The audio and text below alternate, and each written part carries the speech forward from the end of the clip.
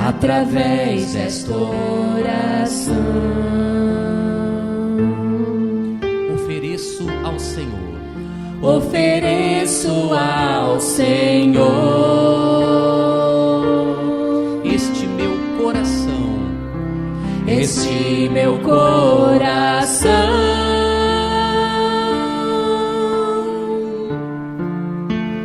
Ó meu Senhor,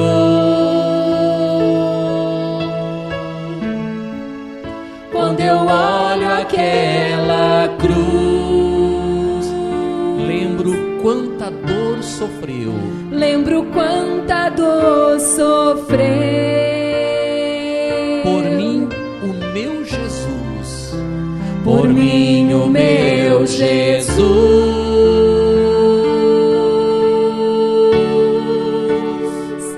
Te amo, Deus,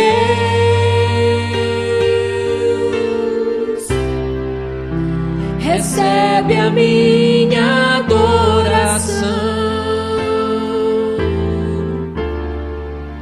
como a corça que suspira pelas águas, por ti suspira minha alma. te amo, Deus, Te amo, Deus,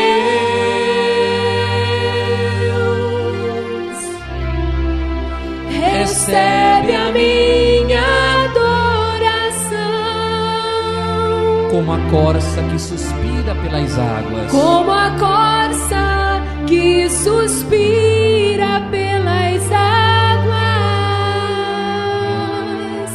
por ti suspira a minha alma.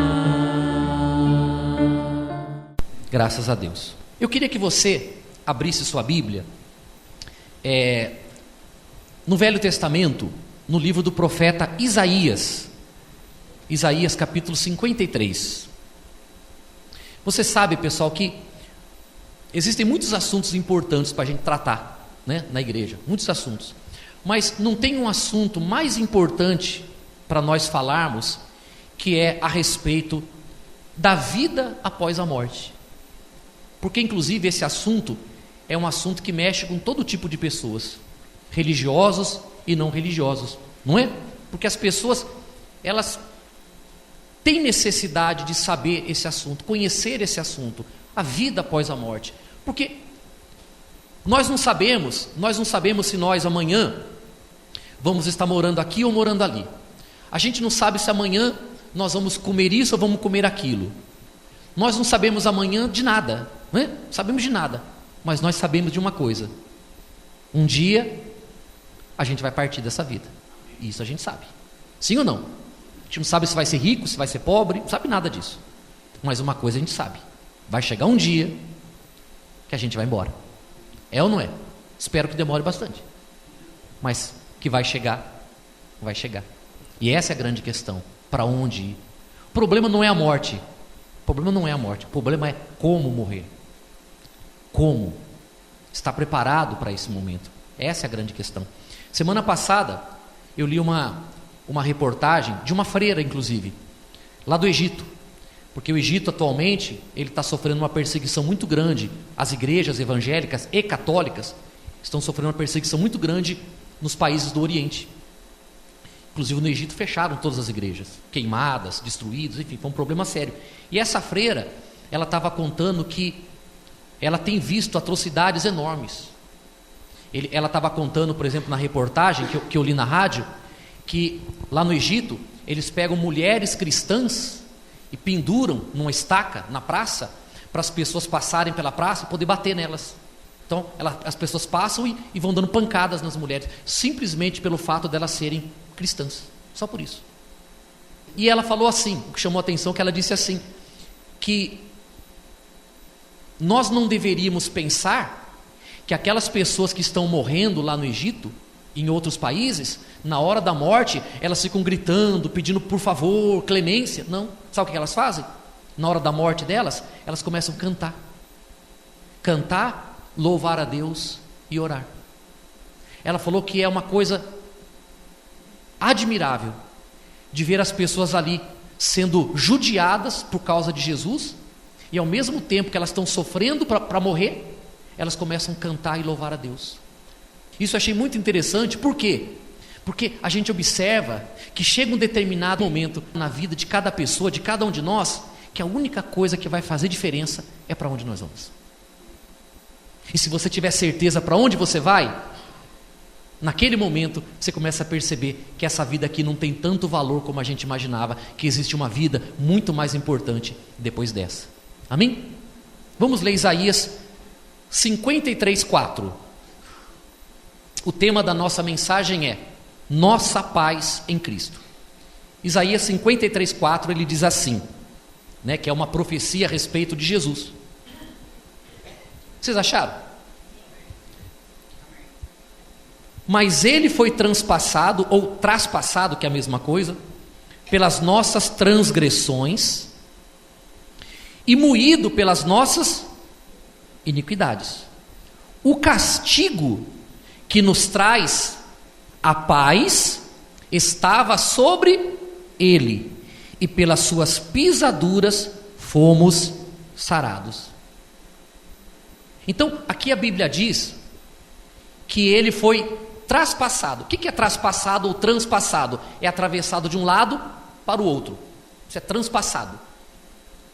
E a Bíblia diz que Jesus foi transpassado pelas nossas transgressões. O sofrimento de Jesus, a dor de Jesus, o que ele passou na cruz, o que ele passou na crucificação, as humilhações, como a gente tem falado muito sobre isso aqui, as chicotadas que Jesus tomou, as pauladas que ele tomou, as pedradas que ele tomou, ter sido espancado, ter tido a barba dele arrancada com as próprias mãos dos soldados, ter tomado pauladas na cabeça em cima da coroa de espinhos.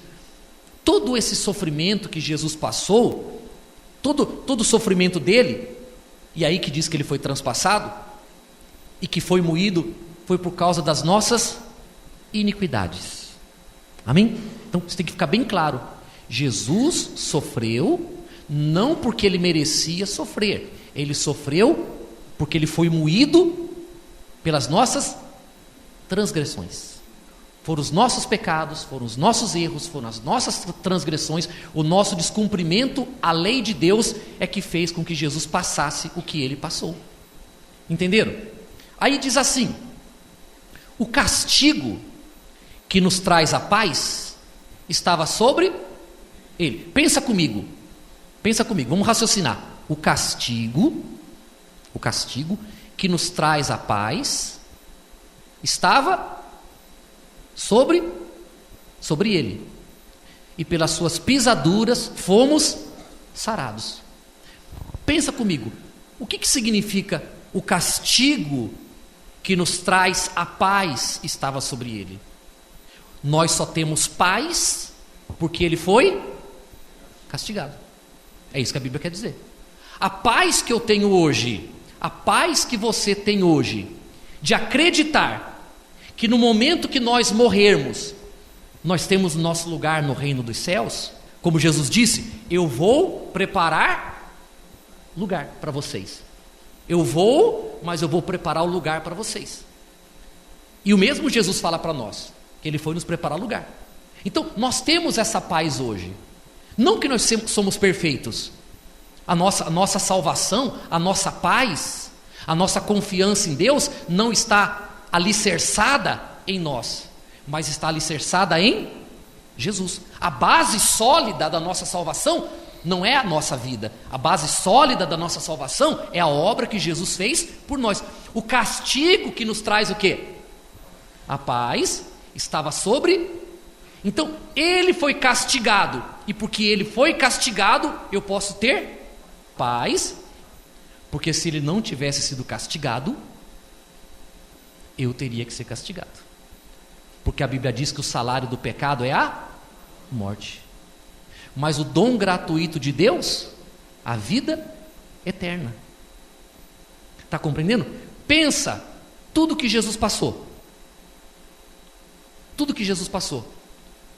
não era para ele ter passado, era para nós termos passado, porque cada castigo que ele sofreu, cada humilhação a qual ele foi submetido, era por causa de pecados cometidos pelo homem. Cada tipo de crime, um tipo de punição. Todos os pecados, todo tipo de punição. Jesus carregou sobre ele todos os nossos pecados. Por isso que a Bíblia diz que ele foi transpassado. Jesus foi moído.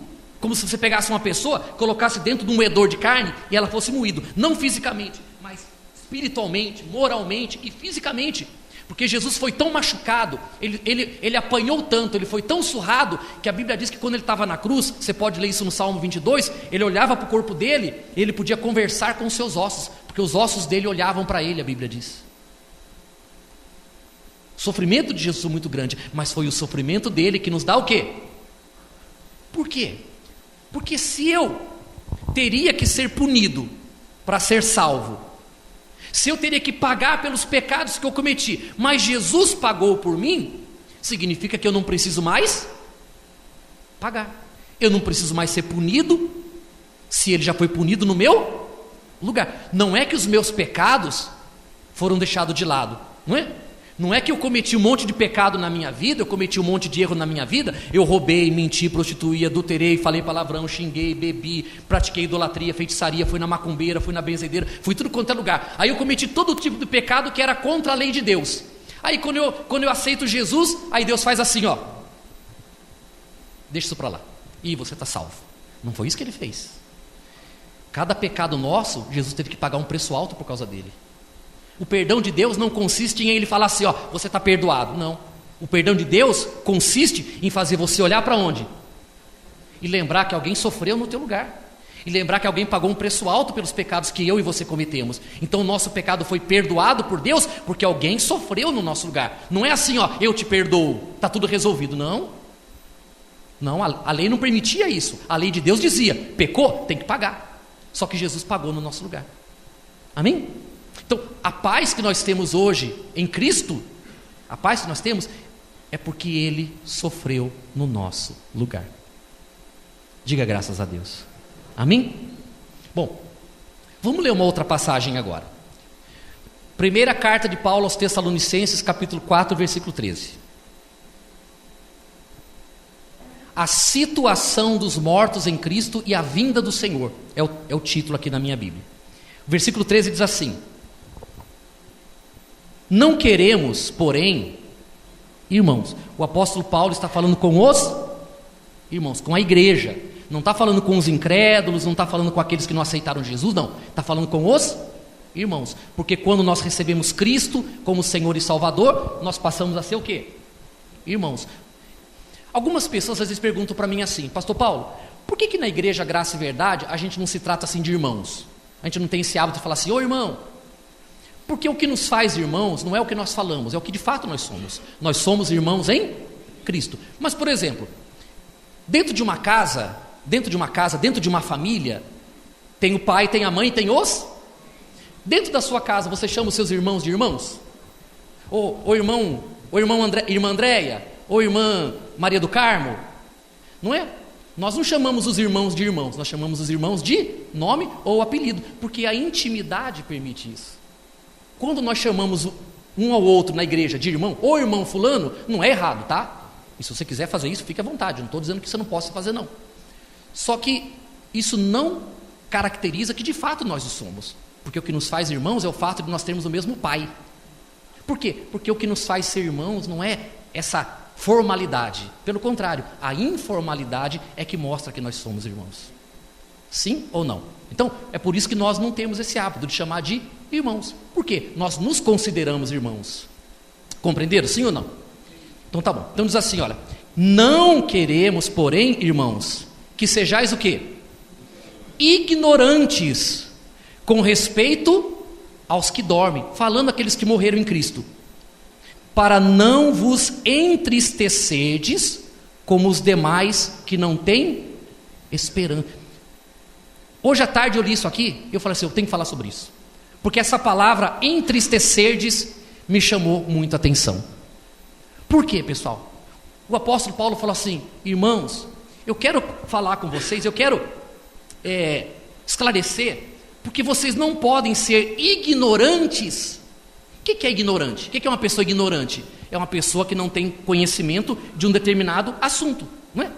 Não é uma falta de inteligência, não. Ignorância é quando você não detém um determinado assunto. Eu posso ser muito sábio para um determinado assunto e ser um ignorante para outro tipo de assunto. E o apóstolo Paulo falou assim: eu não quero que vocês sejam ignorantes com respeito àqueles que dormem, àqueles que morreram em Cristo. Por quê? E aqui que eu achei interessante. Por quê? Para não vos entristecerdes como os demais que não têm esperança. Olha que bacana. A pessoa que tem conhecimento, a pessoa que é esclarecida com respeito à importância dela ter recebido Jesus, de ter entregue a vida para Jesus, de ter se batizado, de levar uma vida séria com Deus, de ter compromisso com Deus, ela não tem nenhum motivo para se entristecer com relação à morte. Por quê? Porque quem se entristece quando pensa na morte são aquelas pessoas que ainda não têm esperança. E por que não tem esperança? Porque talvez ela ainda não recebeu a revelação de Deus com respeito ao valor dela ter recebido Jesus como Senhor e Salvador. Gente, preste atenção numa coisa. Por isso que eu quis ler Isaías primeiro. O castigo que nos traz a paz estava nele. Ora, a única coisa que me impediria de ir para o céu e que me mandaria para o inferno é o quê? Os pecados. Os pecados é a única força da lei que manda a pessoa para o inferno, que é o castigo. Mas se ele foi castigado, então eu não tenho que ser castigado. Se eu não tenho que ser castigado, eu não temo a morte. Por que eu não temo a morte? Porque se ele morreu para me salvar, nele eu estou salvo. Então eu sou salvo em Jesus, eu não preciso temer a morte, não preciso ter medo de morrer. Sim ou não? Por isso eu tenho paz. Eu, se compreendo a obra de Jesus na minha vida, não há motivo de eu ficar triste, não há motivo da pessoa ficar triste. Por quê? Porque ela sabe que ela foi salva em Jesus, os pecados dela foram perdoados. E o apóstolo Paulo falou: aqueles que se entristecem é porque eles ainda não têm esperança. Porque aqueles que têm esperança na salvação, que creem na salvação, não tem motivo para ficar o quê? Triste. Não há motivo para ficar triste. O apóstolo Paulo uma vez falou assim: para mim, viver é o quê? Viver é Cristo. E morrer é o quê? Lucro. Olha só, morrer é lucro. Por que morrer é lucro? Porque você ganha mais morrendo do que estando vivo. É isso que ele quis dizer. Às vezes nós achamos que a nossa vida nesse mundo é uma grande maravilha, não é? Que é um grande lucro viver nessa vida. Mas a verdade é que a Bíblia diz que o verdadeiro lucro está depois dessa vida. Não nessa vida, mas depois dela. Aí diz assim, olha, vocês compreenderam, pessoal? Não há tristeza. Pessoal, a morte não tem que ser motivo de tristeza. Pois se cremos, versículo 14, pois se cremos que Jesus morreu e ressuscitou, assim também Deus, mediante Jesus, trará em sua companhia os que dormem. Olha que bacana, isso é tão importante que aqueles que morrem em Cristo, a Bíblia nem chama morrer, a Bíblia fala que vai dormir. Quando uma pessoa morre, a palavra morte é destruição, é o fim de tudo. Mas aqueles que morrem em Cristo, a Bíblia diz que eles, por que dorme? Porque vai acordar. Sim ou não? Vai ressuscitar, é o que ele diz aqui. Diz assim, olha, versículo 15: ora, ainda vos declaramos por palavra do Senhor isto: nós, os vivos, os que ficarmos até a vinda do Senhor, de modo algum precederemos os que dormem, porquanto o Senhor mesmo, dada a sua palavra de ordem, ouvida a voz do arcanjo e ressoada a trombeta de Deus, descerá dos céus. Os mortos em Cristo, o que vai acontecer? Ressuscitarão primeiro, depois nós, os vivos, os que ficarmos, seremos arrebatados juntamente com eles, entre as nuvens, para o encontro do Senhor nos ares, e assim estaremos para sempre com o Senhor. Consolai-vos, pois, uns aos outros com estas palavras. Olha lá. Tem motivo para ter medo? Tem motivo, pessoal, para nós ficarmos com medo da morte? Os nossos pecados já foram perdoados? Jesus já foi punido pelos nossos pecados? Nós já recebemos Jesus como Senhor e Salvador? O que nos aguarda hoje? Vivos, o arrebatamento. E se morrermos antes do arrebatamento, nós iremos ressuscitar dentre os mortos. Deixa eu ler a última passagem. Romanos capítulo 6, versículo 1. Livres do pecado pela graça. Que diremos, pois? Permaneceremos no pecado para que a graça seja mais abundante? De modo nenhum. Como viveremos ainda no pecado, nós, os que para ele morremos? Ou porventura ignorais que todos nós, quantas pessoas? Todos nós que fomos batizados em Cristo, fomos batizados na sua morte? Fomos, pois, sepultados com ele na morte pelo batismo, para que, como Cristo foi ressuscitado dentre os mortos pela glória do Pai, assim também andemos nós em novidade de vida. Porque se fomos unidos com ele na semelhança da sua morte, certamente o seremos também na semelhança da sua ressurreição. Diga graças a Deus. Morremos com Cristo no batismo, fomos sepultados com ele no batismo, para sermos ressuscitados com ele, como ele foi ressuscitado. É isso que nos espera, a ressurreição para a nossa vida eterna. Amém. Fique de pé, por favor.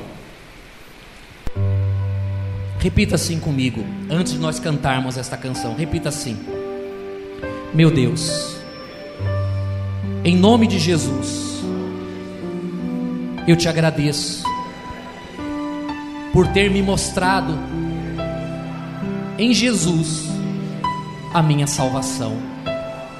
Eu te agradeço, meu Pai, porque hoje eu tenho consciência que todos os meus pecados, todos eles, foram punidos no meu Senhor Jesus.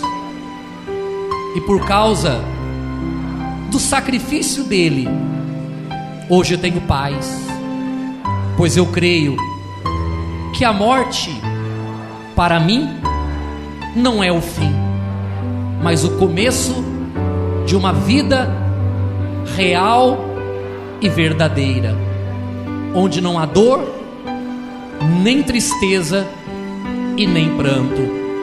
Meu Pai, para mim, hoje, viver é Cristo e o morrer é lucro, porque eu tenho certeza que o lugar que o Senhor tem preparado para mim é infinitamente melhor que este mundo.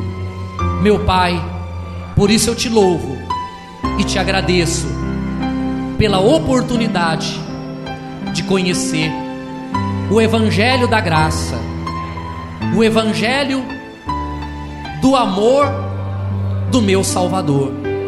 Obrigado, meu Pai, obrigado por ter me dado a oportunidade de conhecer o teu Filho Jesus. Louvado seja o Senhor. Faça silêncio um pouquinho. Meu Pai, que o Senhor receba também em tuas mãos aqueles que nesta noite estão entregando o seu coração e sua vida para fazer parte dessa família, a família celestial. Que o Senhor, meu Pai, receba cada pessoa nas tuas mãos. Diga assim: meu Deus, eu recebo Jesus como meu Senhor e o meu Salvador. Eu recebo o teu Filho como aquele que me deu direito a entrar no céu. Eu te louvo em nome do Senhor Jesus. Aleluia. Deus é enviou seu Filho amado para me salvar, para me salvar e perdoar. Na cruz morreu, Na cruz morreu por meus pecados, por meus pecados, mas ressurgiu e agora sei que vivo está. cante assim, porque Ele vive. Posso crer no amanhã, Posso crer no amanhã, porque Ele vive, porque Ele vive. temor não há, Temor não há, temor não há, mas eu bem sei que a minha vida está nas mãos, está nas mãos do meu Jesus, que vivo está. e quando enfim E quando enfim chegar a hora em que a morte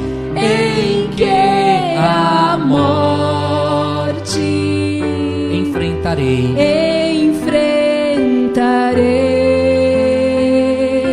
sem medo então, sem medo então, terei vitória, terei vitória, verei na glória o meu Jesus, que vivo está.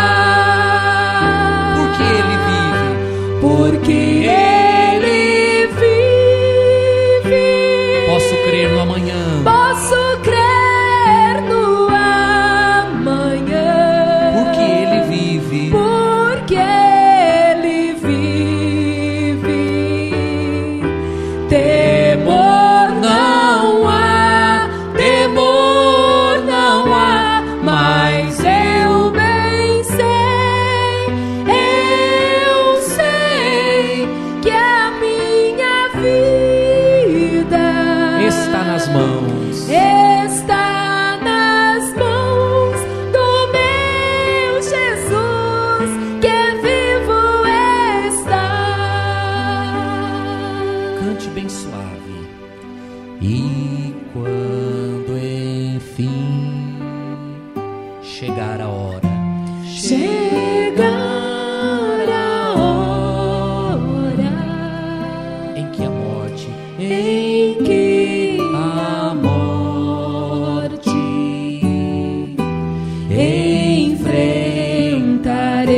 enfrentarei, sem medo então, sem medo então,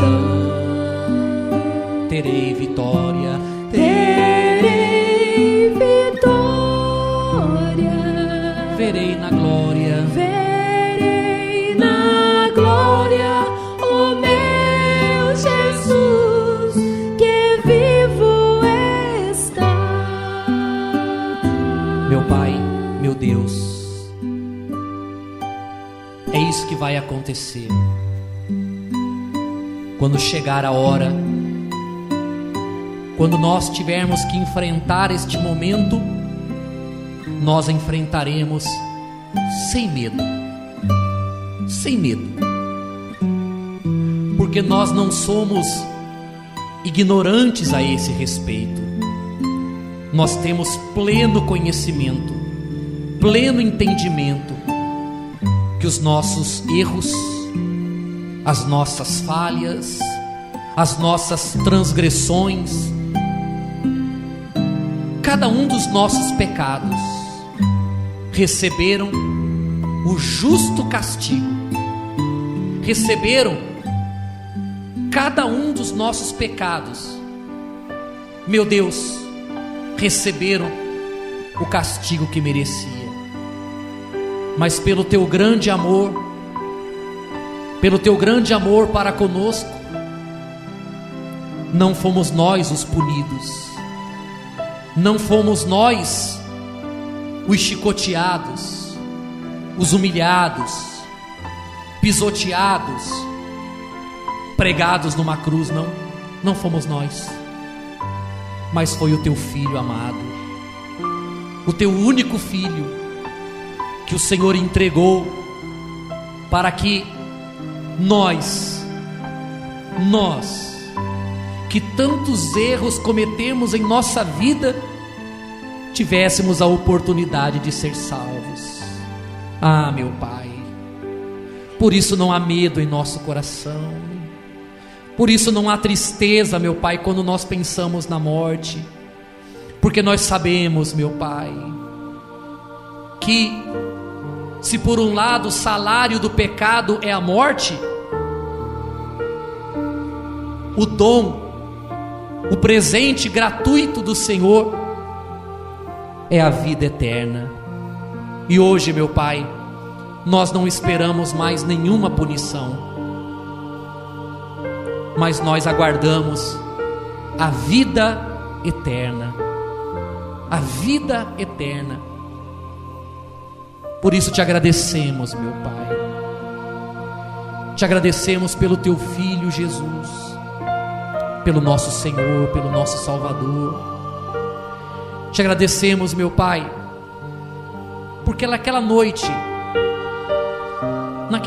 quando Jesus estava no Getsêmani e ele começou a orar, já sentindo o sofrimento do que ele teria que passar, e ele começou a suar gotas de sangue, e ele fez uma oração dizendo: Pai, se possível, afasta de mim esse cálice, mas que não seja feita a minha vontade, mas a tua vontade seja feita.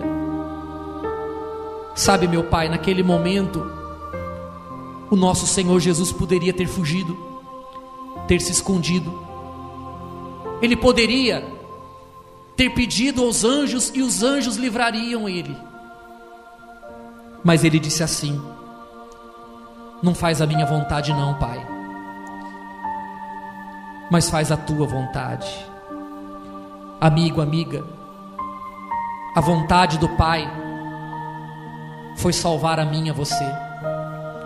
Por isso que ele não poupou Jesus, por isso que ele não livrou Jesus, porque se ele poupasse Jesus, nós teríamos que ser sacrificados. Mas para nos salvar, para nós sermos salvos, para nós termos a redenção eterna, ele foi sacrificado por nós. Meu Pai, nós te louvamos, te agradecemos, meu Pai, te agradecemos, meu Senhor, por tão grande amor que o Senhor demonstrou por nós, por tão grande privilégio que o Senhor nos concedeu. Te louvamos, meu Pai, te exaltamos, te glorificamos. Obrigado, meu Senhor. Amigo, amiga, agradeça a Deus por Jesus. Aí onde você está, não procure palavras bonitas, não procure um sermão preparado, não. Apenas entenda que todos os erros que você cometeu na vida, que foram muitos, aqueles pecados terríveis, Jesus sofreu para te salvar. Ele foi punido no teu lugar. Sabe por quê? Porque Deus, o Pai, ama você. Ele ama a ponto de ter dado Jesus para morrer por você. Eu acho que Ele merece, eu acho que Ele tem direito a receber o nosso obrigado. Então, por mais simples que seja a sua oração, mas diga para eles: obrigado, meu Pai, Obrigado por ter me amado e com o teu amor ter salvado a minha alma, para que eu tivesse direito à vida eterna. Diga obrigado, Senhor. Diga para Ele: obrigado, meu Pai. Obrigado porque hoje eu tenho paz. Obrigado porque hoje eu não temo mais a morte. Obrigado, meu Pai, porque hoje a morte não é mais um monstro na minha frente. Não, a morte ficou para trás. Porque para mim não é morte. Para mim é dormir e aguardar o momento de acordar. E nós vamos acordar. Ao soar a trombeta, nós iremos ressuscitar e iremos nos encontrar contigo, meu Senhor. Ah, meu Pai, esse dia será um dia glorioso. Esse dia, meu Pai, quando esse dia chegar, nós vamos lembrar daquele momento em que nós ouvimos um homem de Deus, uma mulher de Deus pregar o Evangelho para nós, e naquele dia nós recebemos o Senhor como nosso Salvador. Naquele dia, meu Pai, a única coisa que nós vamos lembrar foi do dia em que nós falamos: sim, eu recebo Jesus na minha vida. Aquele dia em que nós falamos sim, nos batizamos nas águas, fomos sepultados e fomos ressuscitados também.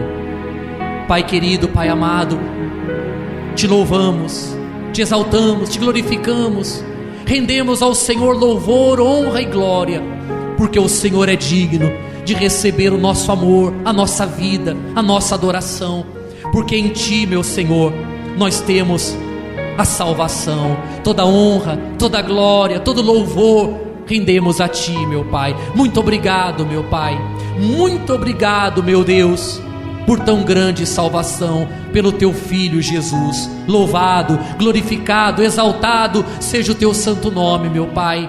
Ó Espírito Santo, receba o nosso louvor, a nossa gratidão, porque o nosso coração se alegra, meu Pai, por hoje ter entendimento da tão grande salvação que o Senhor nos concedeu. Louvado e glorificado seja o Senhor Deus da nossa salvação. Aleluia, meu Pai. Como hei de agradecer por tão imenso amor? Como posso expressar? Obrigado, meu Senhor. É tão pouco a dar e tanto a receber. Pelo sacrifício de Cristo é que eu venho lhe dizer: obrigado, meu Senhor, pelo Teu Filho Jesus, pois aos homens foi entregue pra morrer naquela cruz. O Seu sangue derramou, mesmo sendo inocente, meus pecados perdoou. Obrigado, meu Senhor. Como vou recompensar o sofrimento de Deus ao deixar Seu Filho amado morrer pelos pecados meus? Para Deus foi muito triste ver Seu Filho a penar, pois sem ter nenhuma culpa Foi morrer em meu lugar. Foi morrer em meu lugar. Levante as mãos para Deus, para o céu, e cante de todo o coração. Pelo Teu Filho Jesus, pois aos homens foi entregue pra morrer naquela cruz. O Seu sangue derramou, mesmo sendo inocente, meus pecados perdoou. Obrigado, meu Senhor. Coloque a mão ao seu coração e diga assim: meu Deus, nós te louvamos, te agradecemos por tão grande amor. Obrigado, meu Pai, por ter lembrado de mim, ter me amado e estendido tua mão salvadora. Eu te louvo, te agradeço de todo o meu coração. Diga graças a Deus e dê uma salva de palmas ao Senhor Jesus. Bem forte, gente, para o nosso Deus, bem forte.